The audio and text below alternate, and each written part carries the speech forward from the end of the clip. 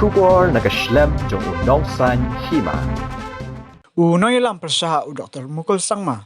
Rengkat ke Jingsumar lang ki MLA bagentup ye uzin sangma u Himalaya sang pleang Mohendro rapsang badu ba shet lang pale kile her shawas jantia banjurip ye ki Jingsumar by day bad covid kat kendai.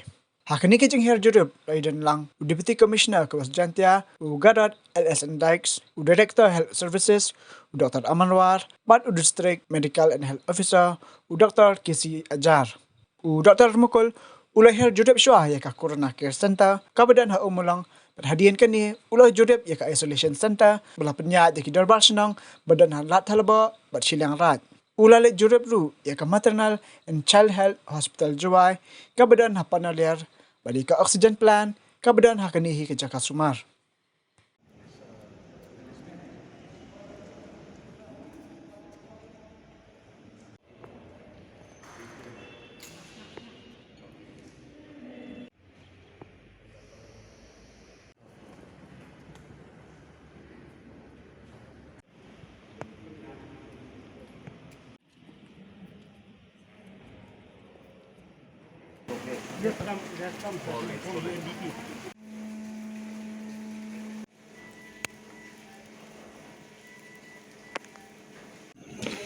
Good afternoon. You had a long trip.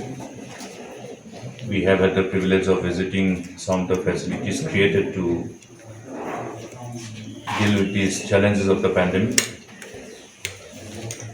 We have visited few of the areas, as you also have seen since you were following the convoy. Thank you for covering the whole visit. Now, as we reviewed the case with the government on number of occasions last year, this year similarly we had one review which was chaired by the Honorable Speaker, wherein the members present there, which represented the opposition as well, including myself, have looked at all the necessary measures required to be put in place specific to deal with this second wave of the pandemic. We did look at areas which needed to be attended by the government, particularly in respect of ramping up the facilities across different districts, and also the various other collateral measures which are required to be put in place. Now, the government's response to our observation has been that there has been a response though, but then very sluggish. Today we have visited the dedicated hospital in Joai, where the measures to ensure that we have enough oxygenated beds are in progress. We also visited the designated Corona Care Center, which is yet to be operational. In fact, it has been just made ready. And another one, rather two of the Corona Care Centers being managed by the community themselves. And one of them is only ready. It's not yet operationalized. So, to be practical, we saw only one which is operational, where we have a few cases there. So, our observation based on these and earlier inputs that we have received is that the government need to provide the necessary support to the health department. When we look at the support that has been provided are completely inadequate, and even whatever is being provided is in the process of implementation, which gives us reason to believe that the overall preparedness was completely missing, and unfortunately that has resulted in painful experience for all of us, wherein we have lost precious lives. So measures that would have prevented the number of incidents and measures that would have saved precious lives. So those two things are seen to be wanting. Now, here in Joy, the dedicated COVID hospital where all the measures for providing oxygenated beds are in progress. You have yourself been there as a witness. So piping is on. We only hope that it will be completed sooner than later so that at least the burden of referring the patients to Shillong can be avoided. I had all the inputs based on our conversation with the people from different districts. Now, particularly this Jingtei Hills region, most of the patients were compelled to be shifted to Shillong. And this is precisely because of the inadequate facilities in Joy itself, which in turn add extra burden on the availability of beds for the COVID patients in Shillong. Most of the private hospitals in Shillong are flooded by patients from other parts of the state, from Rihor and from Jingtei Hills. This is because the facilities which could have been created here on time were not done. Therefore, the government has to provide the necessary support to the health department. The necessary support in time, not just the support, but in time.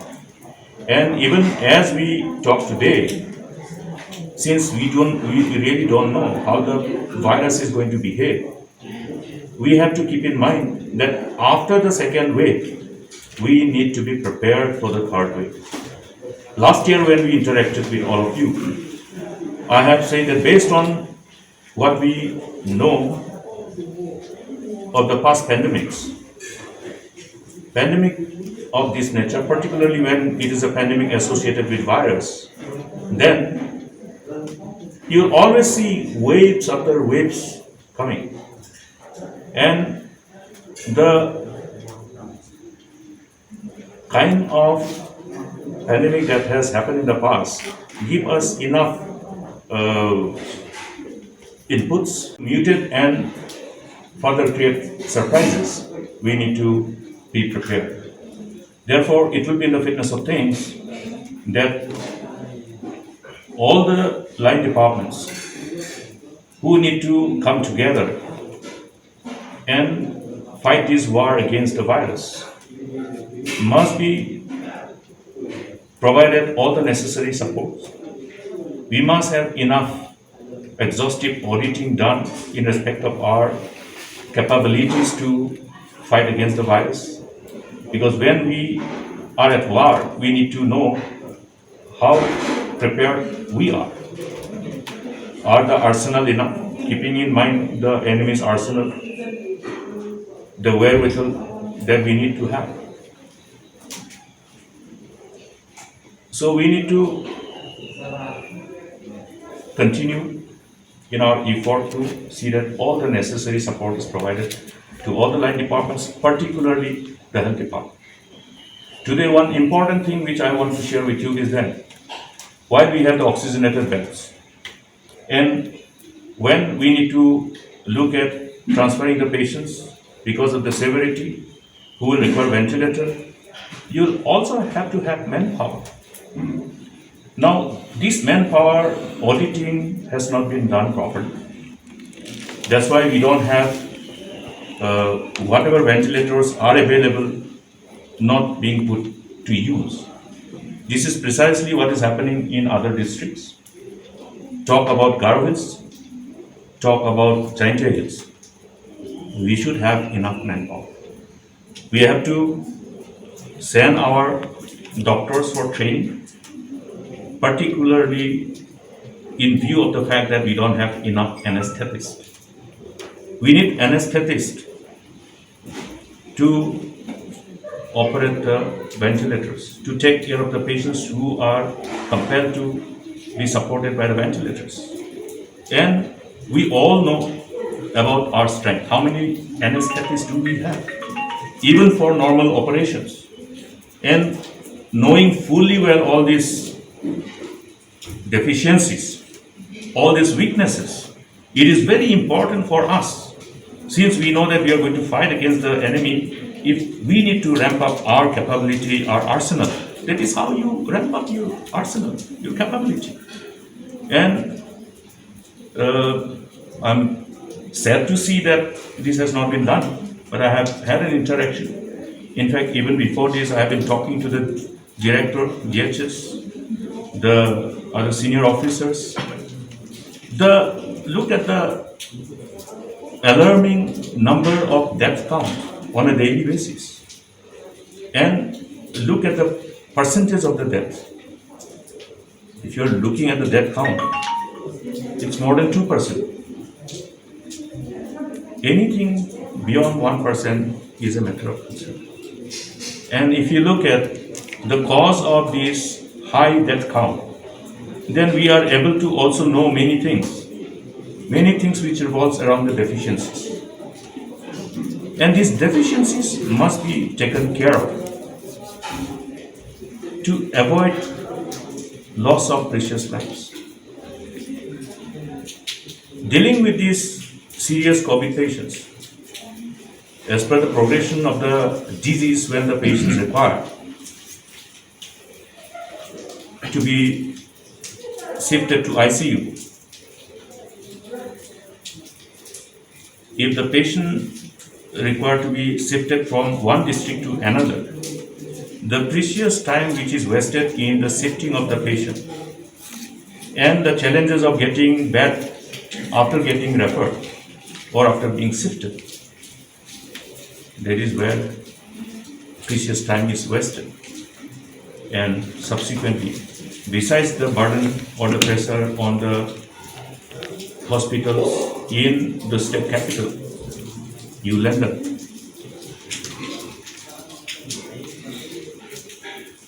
adding more severe cases to those hospitals. So every facility is required to be created for the Jingtei's region in Joy, for Garwell's region in Tura, and we cannot have any other option but to do it. We will be taking it up further after this. I wish all my beloved families whose patients are in different COVID care centers, community COVID care centers, institutional COVID care centers, and are some of them who are in hospitals. I wish all of them a speedy and complete recovery. And also, we convey our deepest condolences to all the family members who have lost their loved ones during our fight against this pandemic. Agonizing experience for our people who have looked at vaccinating themselves. You see, there are two things. One was to convince people to agree to get vaccinated. And another thing is to ensure that who want to get vaccinated have the vaccines.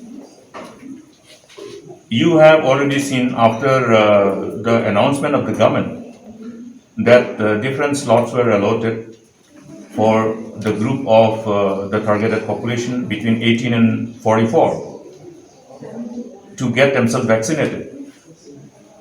Now, this particular exercise, notwithstanding what has happened, is that people suddenly realize that, okay, though they want to get vaccinated, vaccines are not available.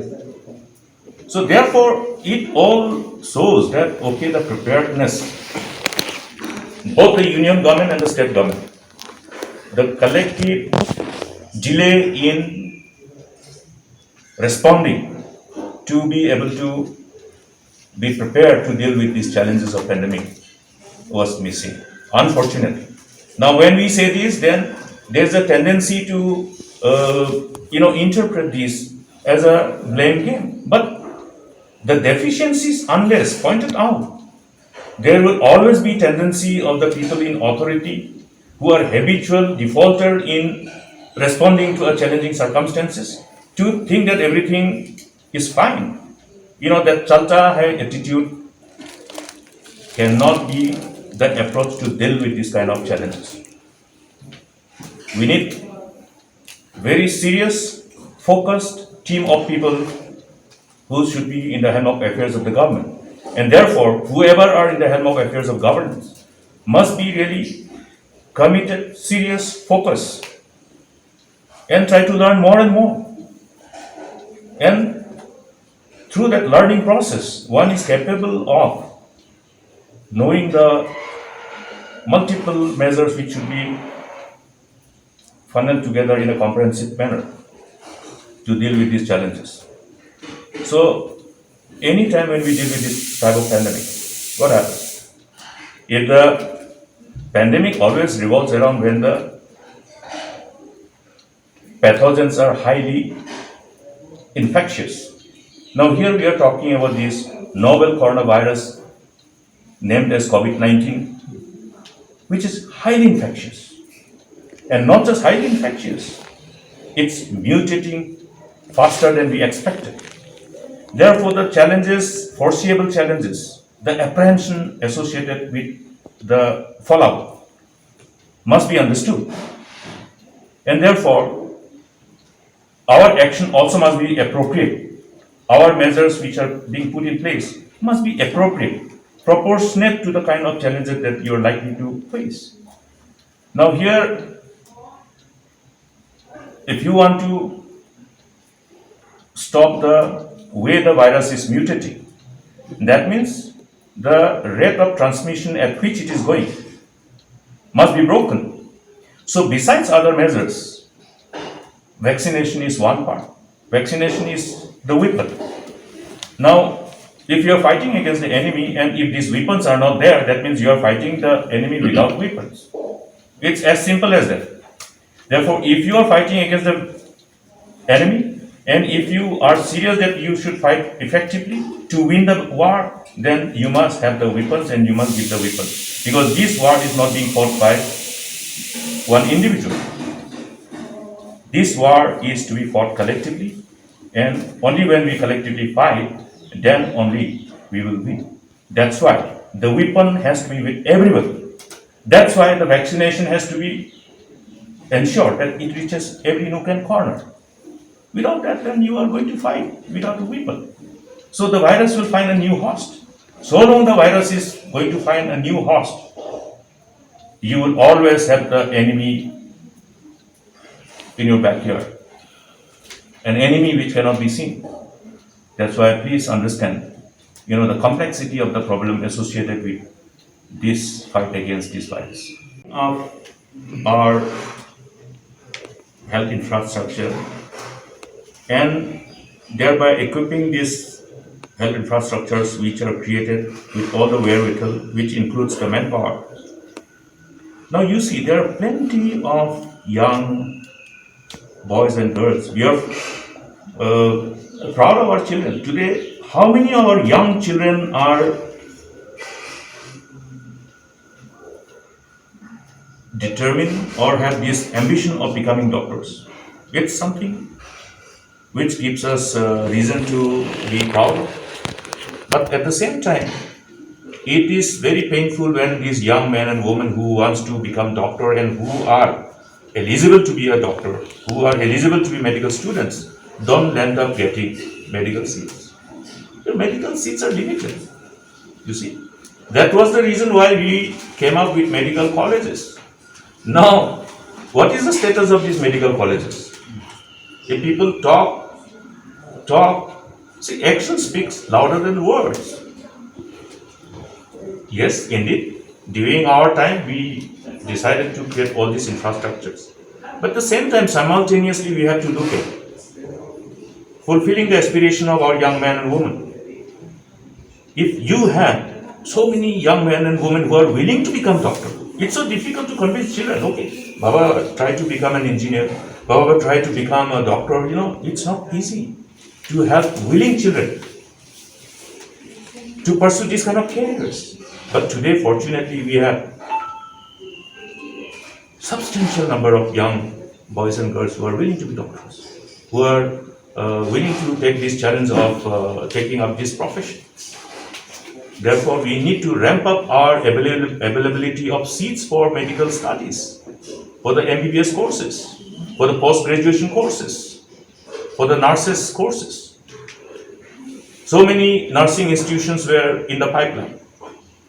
In West Hills, in Bakmara, you look at most difficult areas.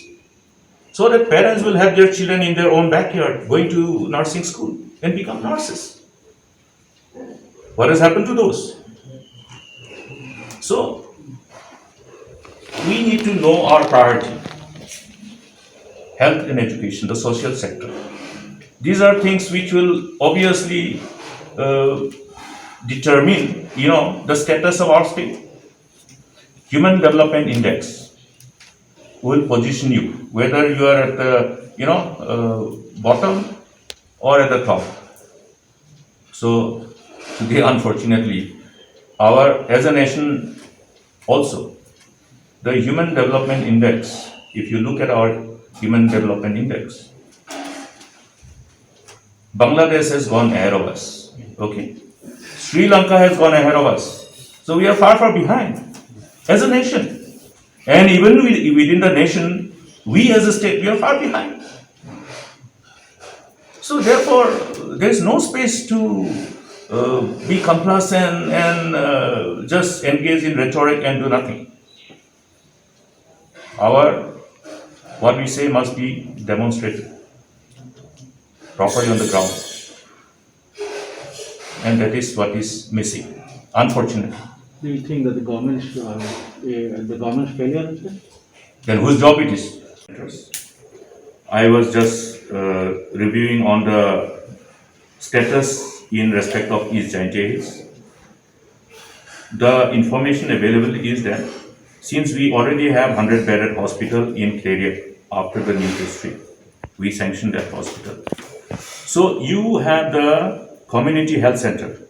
Every community health center is capable of having at least minimum 30 beds.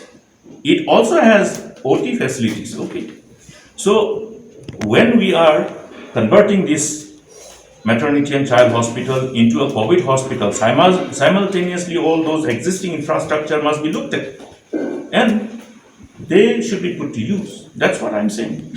Looking at the existing infrastructure and ramping all of them with the facilities required. Because our job is to ensure that we don't lose precious lives. We need to minimize.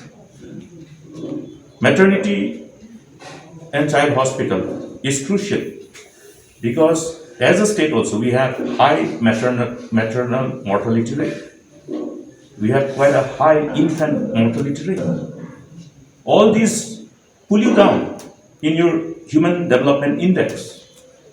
And then the state is seen as a very backward with very poor health infrastructure facility, incapable of providing facility for pregnant women, for safe delivery, and even to save the newborn children.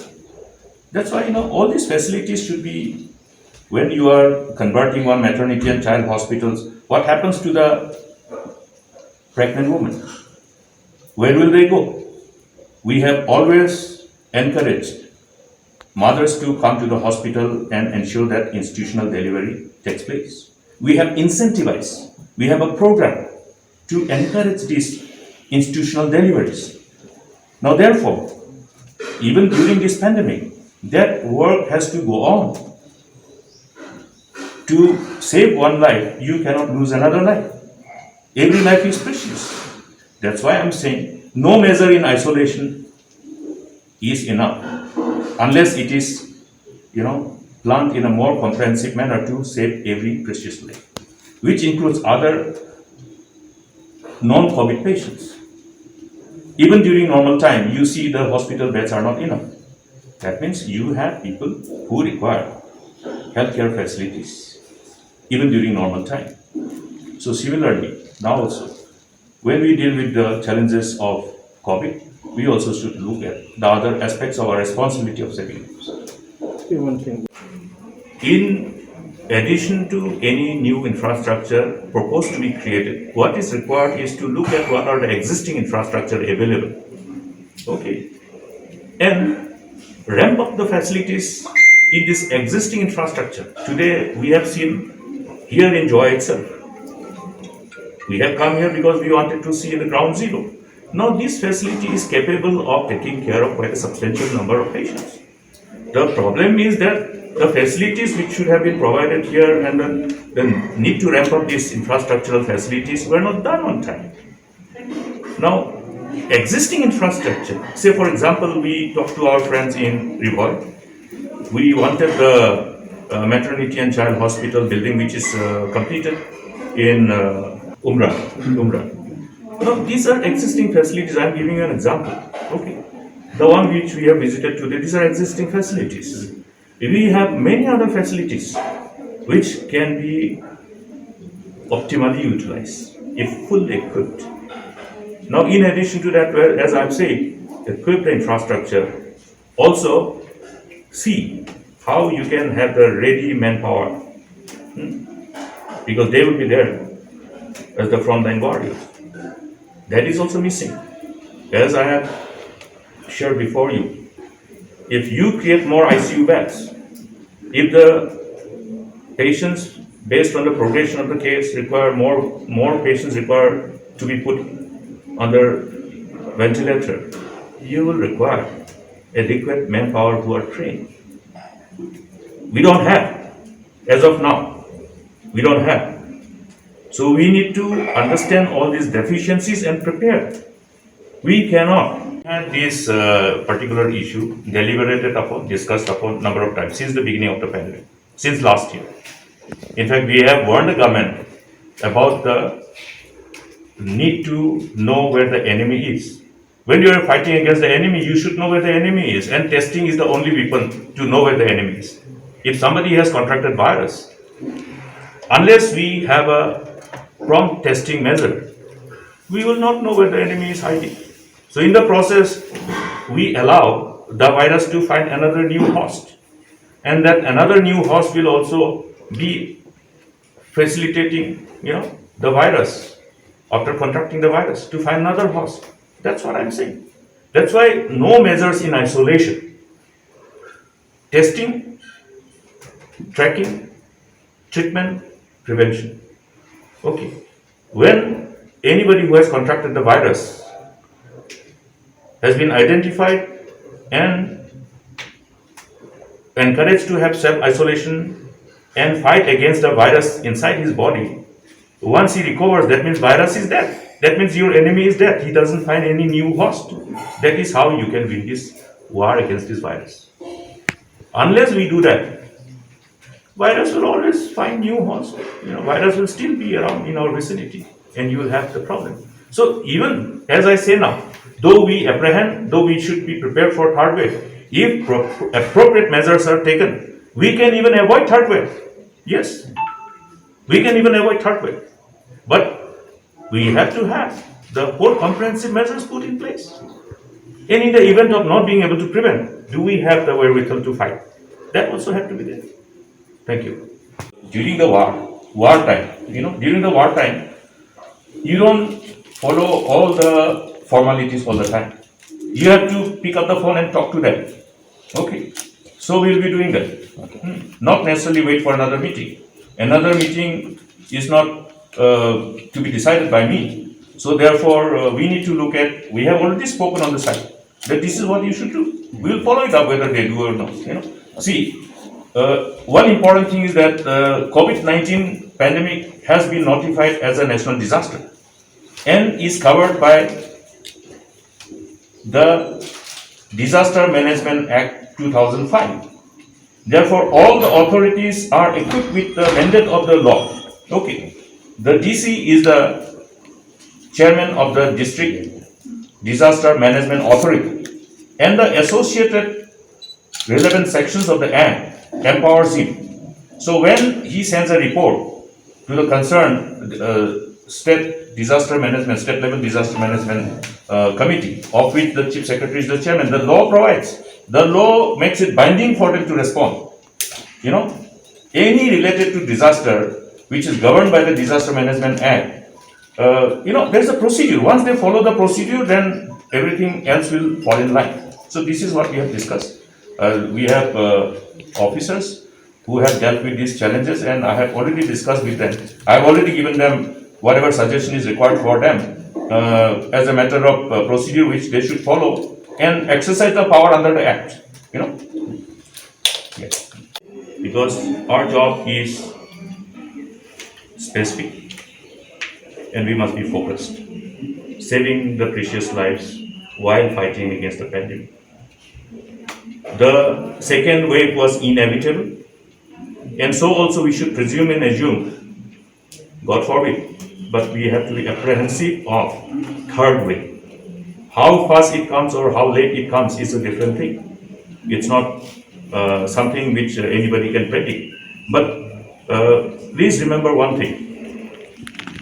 As the virus is allowed to get more and more new hosts, in other words, if virus is allowed to continue with the transmission chain, the virus will mutate faster.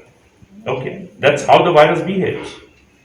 Because of the diverse immune system of individuals.